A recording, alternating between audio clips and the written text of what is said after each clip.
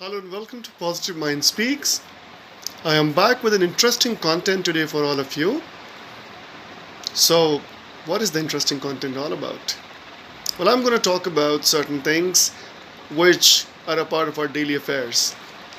One such topic which has been haunting and had been requested for a very, very long time is how to avoid being extra sensitive about certain stuff. Well, what can I say? Even I've gone through this phase wherein I have started reacting about certain things too much. Has this happened with you? And I'm sure somewhere down the line it must have happened with you. And with time and experience, we gather our thoughts and we become a little bit calmer. I would like to explain you why exactly people become extremely sensitive about certain things so that once we understand the situation, we can go ahead and talk about the solutions as well. So, what are the problem areas? The problem area starts by not acknowledging your emotions and the reasons behind that. So, whenever you're feeling extremely sad or sensitive about, give it a thought what exactly is common when you are having such a feeling.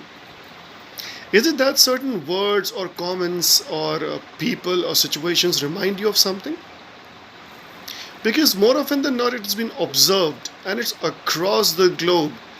People tend to remember certain bad experiences and certain words, people, situations, they act as a trigger to it. So if you are also one of those people who is experiencing similar thing, you need to go and understand, analyze what exactly is causing you this. Because the sooner you realize, the better it is going to be for you, because then you can design a defense mechanism. Now, besides that, certain people get irritated in certain situations. Not necessarily they'll be having a bad memory. It's not about a bad memory, but certain situations which somebody doesn't like to be in. People get angry when they are hungry. People get distressed when they are not able to fund their situations, or in fact less money when they have. Less money means more problems. So they over exaggerate their situation and they start reacting to everything, becoming much more sensitive. Now, what exactly do we do in this case? It's a pretty simple thing. Step number one: engage yourself in something which makes you happy. It can be a game, it can be just a simple walk, it can be humming your favorite song, it can be watching your favorite teleserial. I would rather suggest avoid any kind of intense situations in terms of serials, like a thriller, a horror experience, or any dramatic serial. In that way, comedy would be your best mate, because when your mind disengages from a similar emotion and invest into comedy or something which makes you happy, invariably your sensitivity reduces and you start thinking better. Besides that, the second step which you can take is to understand what makes you happy.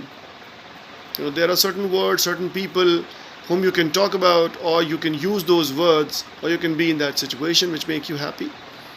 So whenever you're feeling too sensitive, or you're feeling too angry, or you're feeling too sad, immediately change your thought process.